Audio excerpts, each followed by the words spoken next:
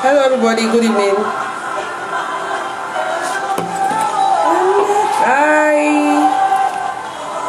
Hey Mama Tuski, I see you, ma. Good evening. Obi, I can see you.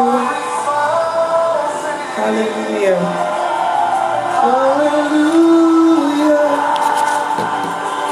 Welcome.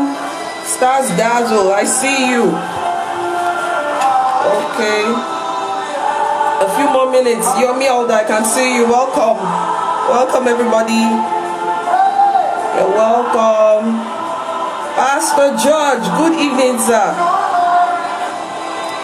Good evening, Pastor George.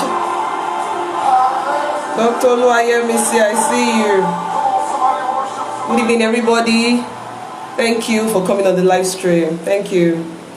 Thank you. Yeah, we have 8 people. Once we have 10 people, I'm good to go. Chinoye, welcome. Good evening, everybody. Great to have you here. Thank you for joining in. It's going to be an amazing time in God's presence. Classic Foods, good evening, sis. I see you. Okay, we're good to go. So others will have to join in. Yes, good evening, everybody. Welcome, welcome, welcome. I'm excited. Yay, I'm excited to have you all here. Alright, so this is Couples Uncensored, and I just want to quickly share the vision of Couples Uncensored to you so that you understand the trajectory we're coming from and going to. So Couples Uncensored is all about helping couples build model marriages and helping the singles make informed decision about the institution of marriage. And we've been doing that for the past 5 years with our on-site meetings, but due to the exigencies of the time, we have to come online, like everybody has come online now. And so we'll be having, but this topic tonight has been very heavy on my heart. We're going, the theme for tonight is Sex Uncensored. It's been very heavy on my heart.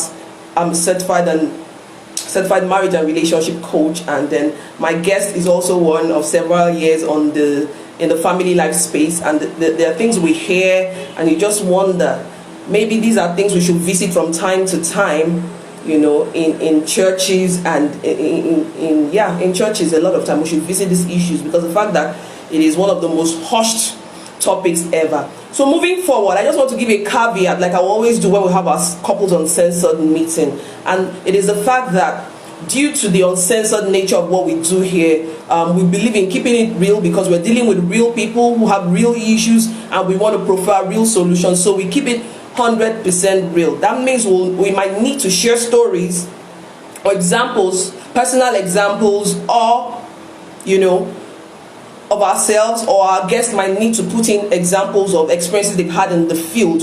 We just want you to know that we are not asking you to go back to your own marriages and do a copy and paste kind of thing. We believe at Couples Uncensored that beneath everything we're sharing are principles. So what you should be taking away are the principles behind the examples.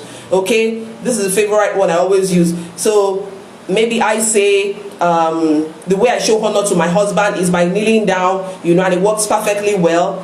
The principle we're selling to you there is honor, respect for your spouse.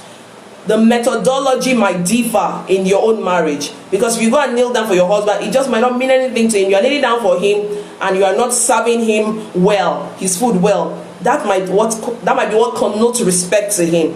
So I always put that caveat that whatever examples we share, it is not for you to go and do a copy and paste. It's for you to listen to the principles behind the example, and we will always point it out to you, and then go and customize it to fit your own particular type marriage.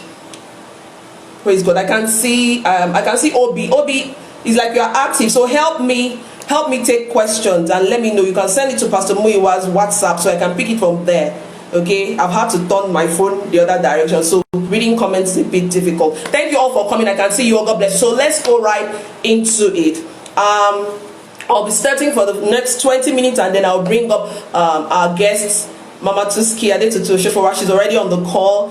And then much later, I'll be bringing the men. I try to bring the men, because I'm having hosted programs for a while. I've been hosting programs since forever. I know that sometimes men, they seem to listen more when another man is speaking of things that they think is impossible. When they hear another man say it is possible, it is done, so I've tried to bring in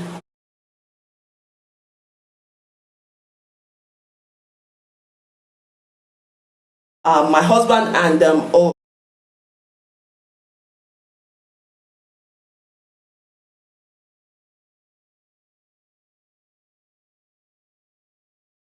Ocholi Okutipe, who is one of the soundest men I know. There are quite a number of men out there talking relationship, but he's quite sound, so he's agreed to be here with us. So straight up, sex uncensored, yay! It's amazing how people like man and woman matter. I was showing my husband my profile visits in the past 48 hours. It rose from like 20 something to 100 and something, because the topic is steaming. People want to like, whoa, what is this all about? What is this all about? And what is this all about? Sorry, please, I might need to turn my screen over again. Yes, so that I can see your comments and I can respond appropriately. Yeah. Second thing I noticed, there were a lot of new followers. If you're a new follower, thank you for joining. Welcome. I welcome you. So those are statistics to show you already that, look, sex is big deal. It's not something to be swept under the carpet. And another thing I forgot to say about the vision of Couples Uncensored is everything we do here is based on faith-based principles, faith-based, time-tested principles, because we believe that God is the content curator and the owner of the institution of marriage. Okay, so first off, I want to say that sex is one of the top 3 causes of divorce and issues in marriages. Sex is one of the top 3. Yeah, Adodo, I can see you.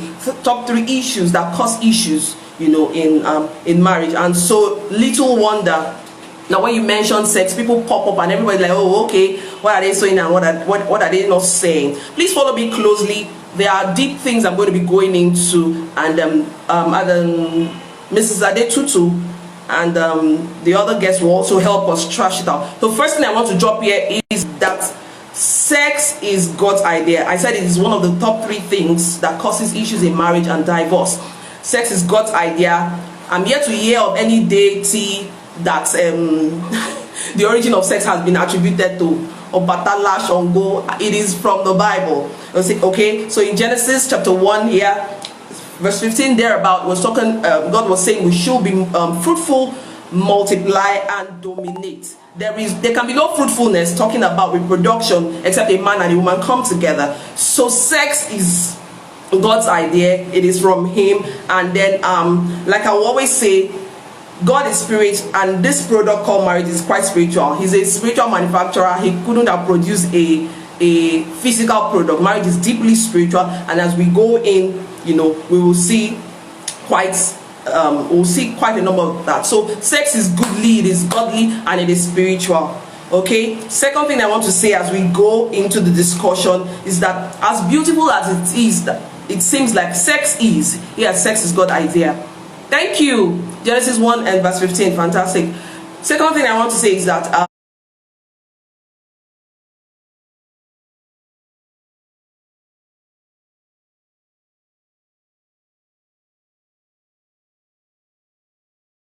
as beautiful as this art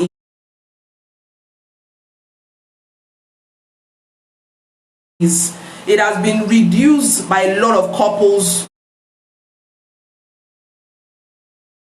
to a tool.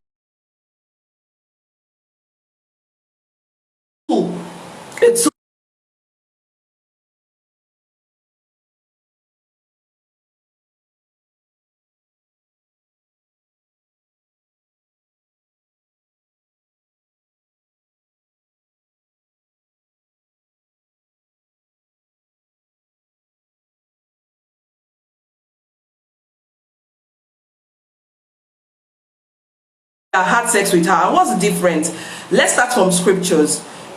If you follow from Genesis, right from Genesis, you know, and more in the Old Testament, when sex was done legally, you hear something like, and he knew her, and Adam knew his wife, you know, and this person knew his wife. But when it was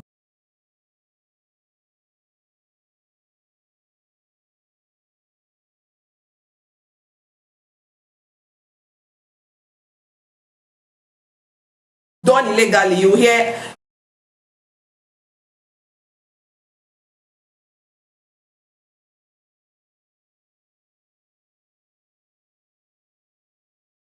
he lay with her, or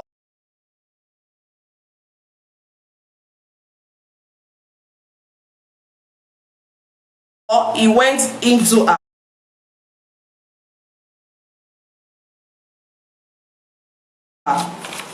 That alone shows you that there is a difference. Even, you know, scriptures makes a demarcation between entering into a woman. Do you understand? And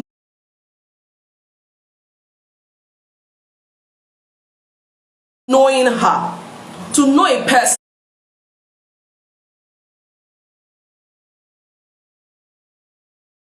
is it's a completely different experience from just entering and coming out of a person.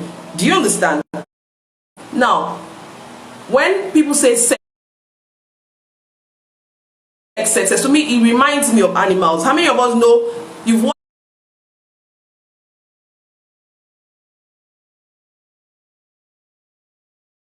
watch this, we all watch it in our environment. A male cock wants to get on a chicken. He just gets on her whether she wants it or not. And it does the way they, sometimes I want to go and beat the male chicken. The way he will just forcefully, you know, Yoruba will say ballet, and just do what he wants to do, shuku, shuku, shuku, and just leaves her hanging. And you know, before the hen can even get her ass together and say, what's going on here? The guy is gone, one bam, and he's gone. Same thing for lizard.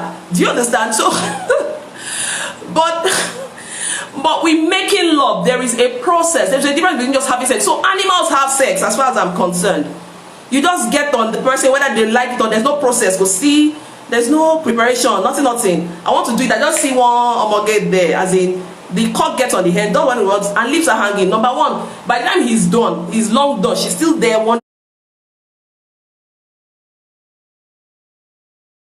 okay, what just happened? Something just happened right now.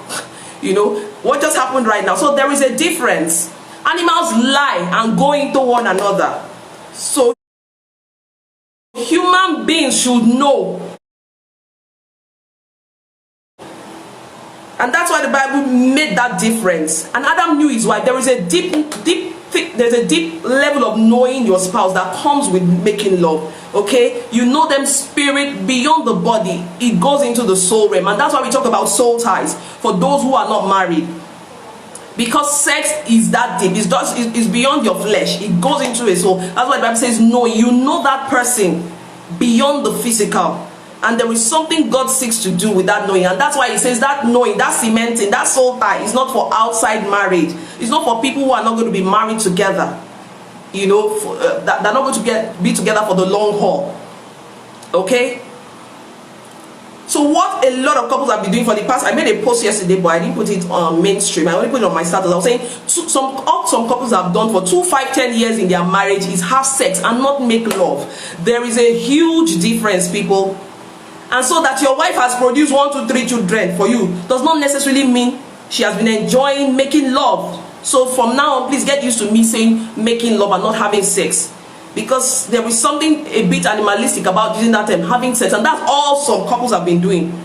No preparation, the man just comes, you don't make your wife happy, you just come at night. And some people are just, I mean, a lady was talking to me and she was saying, you know what, the annoying thing is you just come back from work and just, oh yeah, I was like, are you an animal? Abi, are you a molar? She said, no, I'm not joking. She does like this. And she was like, because she's lost interest, like, oh, okay, do what you want to do. I said, doesn't he feel repulsed that you're not responding? She said, what's her business? And you have the F1 tree to say thank you after it. And I just laughed. It keeps reminding me of this scenario of apologies. You know, it reminds me of, are you a Malam? Are you a nomad? Are you a nomadic person that just gashi open, shuku, yo, wow, and you come out? Are you serious? That is sex. That is not love making. That's sex. That's having sex, and that's what a lot of couples have been doing. There's a huge difference. So before a woman's functionality as a woman, you know, a woman is a woman, a man with a womb. Before her functionality as a woman that can bear children is her deriving immense pleasure from the act. So you sit down with a couple in counseling, and the woman is saying, I'm not really enjoying. That's another aspect of our marriage. I'm not enjoying. And the man is looking at it, what do you mean? But we do it, we have it.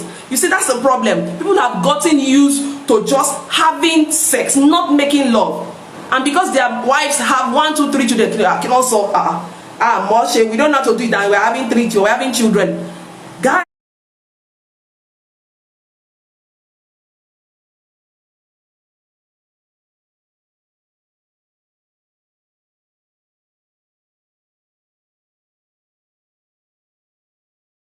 listen to me. The fact that she has produced children does not mean she has been enjoying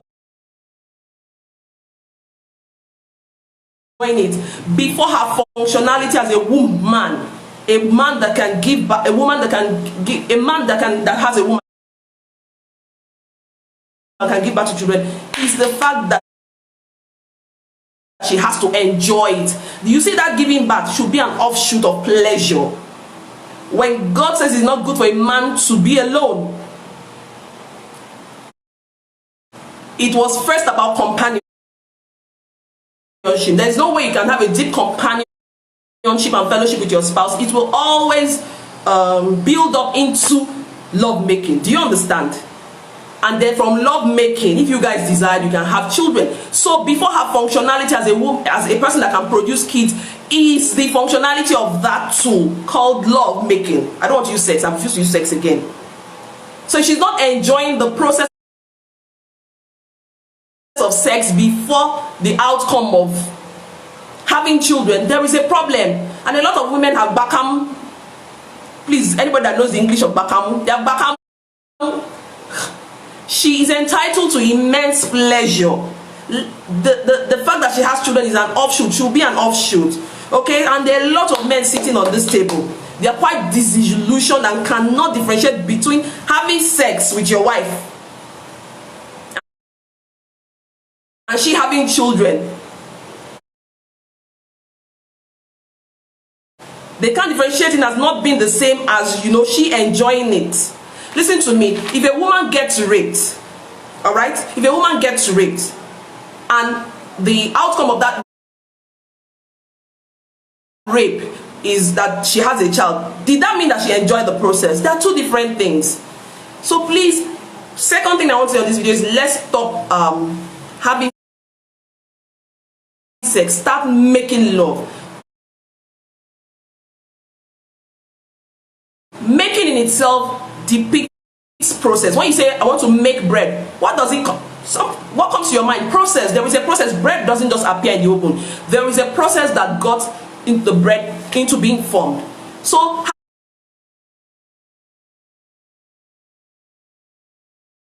having sex is what the Bible refers to, and he went into her and he lay with her. It's just enter like a malam. Gashi, open your leg. She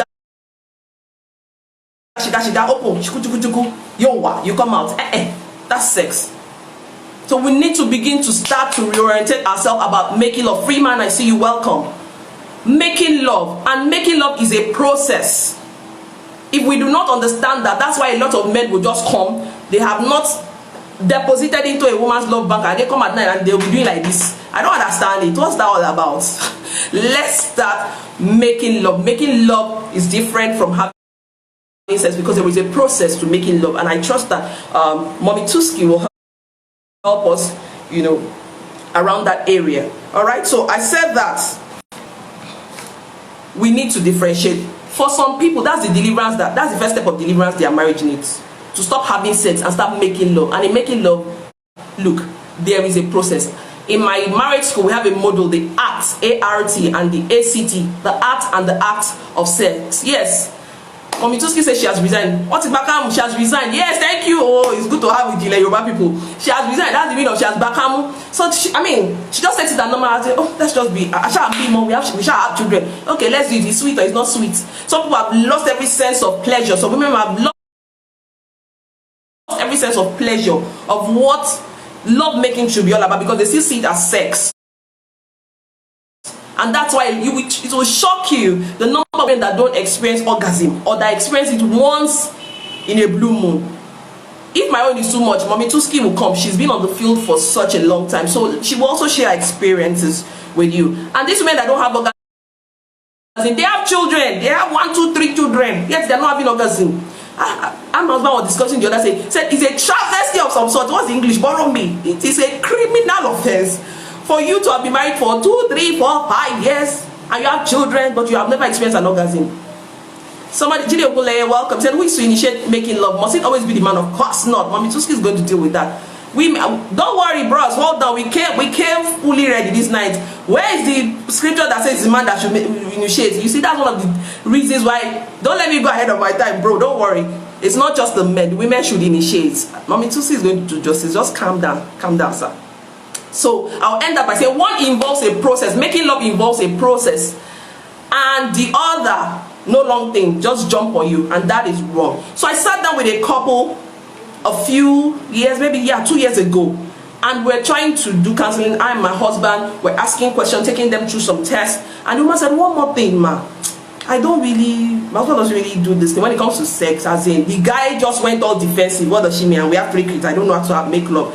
And in my head, being a professional counselor, you can't show your emotion, but inside my head, I just buried me with Jesus way. Like, seriously. So all this woman is a money making machine, like, seriously. And the guy was serious. He went all defensive, and the woman had to keep quiet. Information of your history. If he's a goodly and a godly man, and that information is with him, he knows how to handle you better. He'll probably encourage that you guys should go for therapy or something.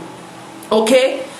This one I want to talk about. Some women are actually afraid of being too expressive in love making. Permit me, I'm not going to be using sex, and I've explained why. We are not animals. It is goats that we see. Goats that we see another she goat and just jump on her, and whether she wants it or not, he does what he wants to do. It is a mala that we just cool your mole and say shiga open, enter and it comes out yowa. No, it's not like that. All right. So women are actually afraid of. Some women are afraid of being too expressive in love making for fear of being seen as loose. Please read my lips very well. There is no better place to be loose than in your husband's bed. You see all those tight chicks, they know how to do those loose things very well. So sometimes your husband is, some women, their husband is forming holy for them, they don't mind. They actually mind. Your husband wants a vixen in bed. Yeah, you heard me right. And please, just for the avoidance of doubt, it's Pastor BC that is still on the line. Alright, so I'm still safe, sanctified, very holy, but we gotta say these things. Praise God.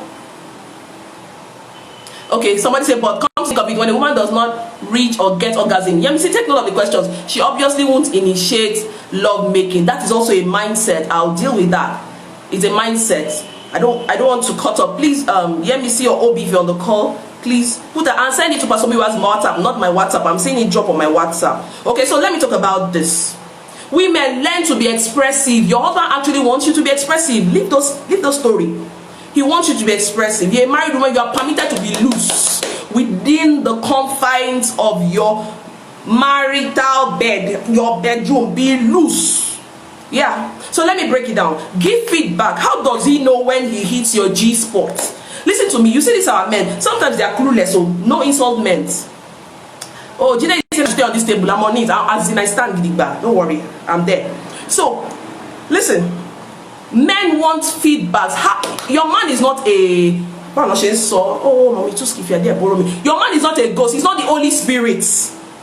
You hear me? It's not the Holy Spirit. He needs to know when he hits your G spot. BC, receive grace and receive utterance tonight.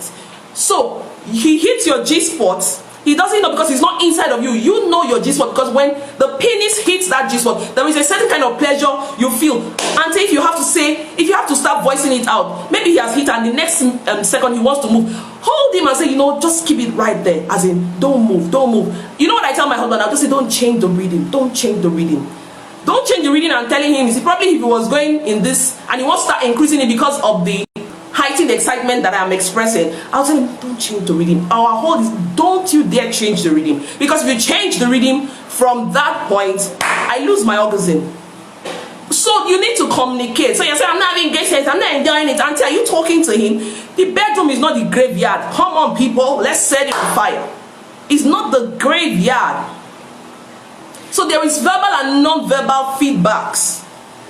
So I just gave it to. So me, sometimes if I'm about to, and this is something delicate, please, if you're on this call, listen to this very well. For a woman who is expressive like I am, if I'm hitting orgasm or about to reach orgasm, and because of my excitement and the fact that I'm telling my husband that, whoa, you're super, I love this. The thing about a man is they love feedbacks. If you want your man to give it to you, give him correct feedback. I'm talking about genuine feedback. I'm not talking about fake orgasms. Give him the genuine feedback. He would want to go out of his way to now please you, and that's where a team balance is. So men, listen. Your wife is giving you a feedback. She's at the point of orgasm. Please follow her non-verbal communication. Probably she's holding you and say, just leave it right there. Don't increase the volume. Don't increase the pace. Leave it right there. Or she verbalizes. Please stay on it. Because the thing is, if you leave that parole or that reading that you've been going about the orgasm, she loses it. Please, those that are married, how long does orgasm last? This thing does not last for 5 minutes. It's a matter of seconds or minutes at the highest. Mama Tuski is more experienced, so she'll tell us. So please, let her enjoy those few seconds or minutes. If you change the reading, she loses the orgasm.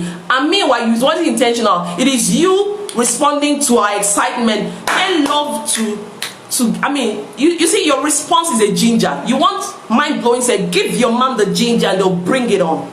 Are you with me, people? Yes, boss, let's say it. And let's stop having boring bedrooms.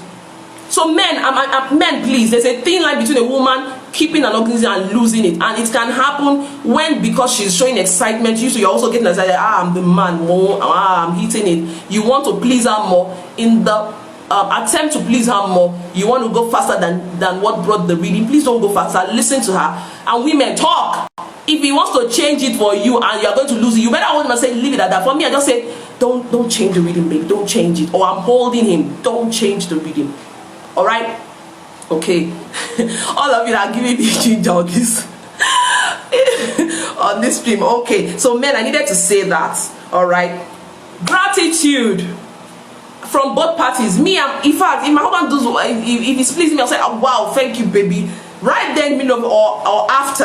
And when my husband really enjoys it, just say, thank you. I'm like, thank me for what? Some people feel, why should I thank my husband? You see, that's the problem. What you don't appreciate will not multiply. You want ginger, bring the appreciation on. Bring the ginger on from your end. What I'm just against is faking orgasm, and Mama Tuski is going to talk about that too. So women listen to me. Just like you're encouraged to respond with enthusiasm, affirmation, baby, I love it. I mean, I love this particular one. Stay on that. Don't change the reading. Say what is on your mind.